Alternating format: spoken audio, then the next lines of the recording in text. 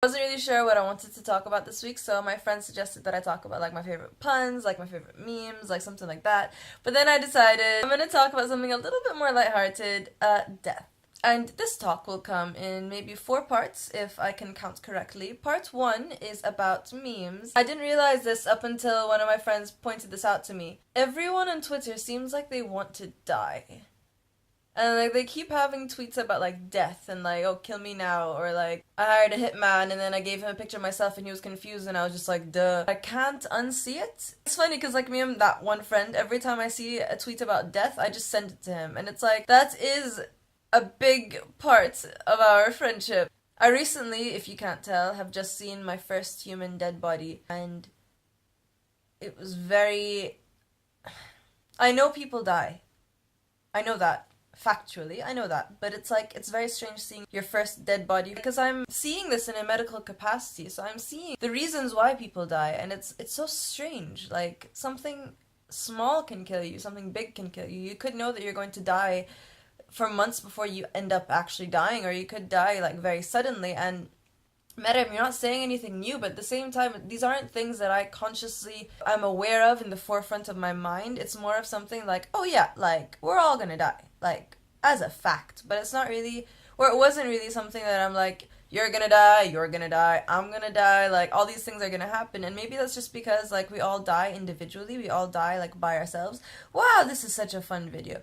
Part 3, the idea of being so far away from my friends and family, and if something happens to anyone back home or if something happens to me with all of this distance is just pretty terrifying. It's kind of not a good thought to have. Lol. Let's add lol to make it less serious. You're 9. And part 4, which is the big part, I want to talk about a book called Being Mortal by Atul Gawande. I don't have it with me, I have it back in Bahrain. I read it over the summer when I was in Japan. And it's really opened up my eyes to a lot of different aspects of death that we don't think about, like nursing homes and how that they should be run and how that they actually are being run. And then the cruelty of sometimes keeping someone in a nursing home that is just not good. And then like your autonomy as you're trying to die, or as you are in the process of dying, and like accepting the fact that you're in the process of dying in the first place, because in medicine we have a lot of ways to prolong and prevent your death. And it is something in the medical community where death is seen as the fact that you failed, you were not able to treat this patient, you were not able to get to the right diagnosis at the right time, you did not give them the right treatment, all of that stuff. So like death is seen as part of failure. But what people don't really like think about is the fact that hospice care and palliative care have been shown to increase your lifespan, and they've been shown to give you a better death. And it's been shown that people around them, like their friends and family, they all feel more comfortable with the idea of dying, which is something that we can't hold off forever.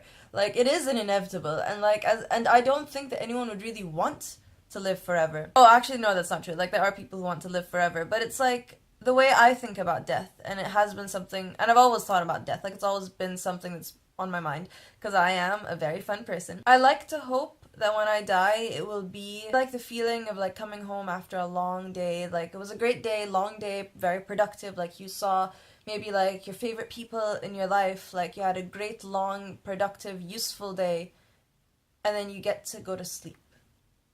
And I hope that that's what death is like, and I hope that it's painless, and I hope that I'm ready for it in the sense that like I've gotten my affairs in order. And when I think about death, I like to think of it as like a motivator almost. Knowing the fact that I'm going to die kind of helps me say yes to more opportunities, and it helps me just appreciate life a lot more because I know that it's limited and I know that not everyone gets the opportunities that I am very privileged to get.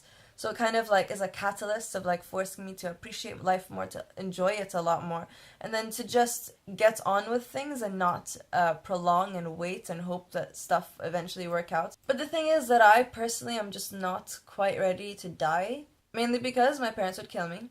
Because if I die now, it'd probably be from something stupid that I've done. But also because I just haven't had that talk. I haven't had that conversation with my family and my friends, and I don't know what like other people in my life would like to happen when they die. And I don't know what they would prefer and like what they are willing to go through and what measures would they want to have been taken before they die. A big reason why I haven't talked to people about it, or like properly sat down and talked to people about it, not the abstract, oh yes, we're going to die, Jannah or not, all that like extreme stuff. Like, let's not talk about eternity, let's talk about right now. One of the main reasons that I haven't talked about it is because I'm 21 years old. I'm young. Death in my age would not be the expected. I was gonna start talking about elected death in like a lot of different senses of the word, but that is a whole other kind of worms. I'm very excited for today. I'm gonna go to like a beautiful park. I'm hoping to see a beautiful house, take a lovely tour, and I'm excited because like I finally have, this is my first black shirt with white stripes. I've always had white shirts with black stripes. Ugh, I'm so cold. Okay, bye.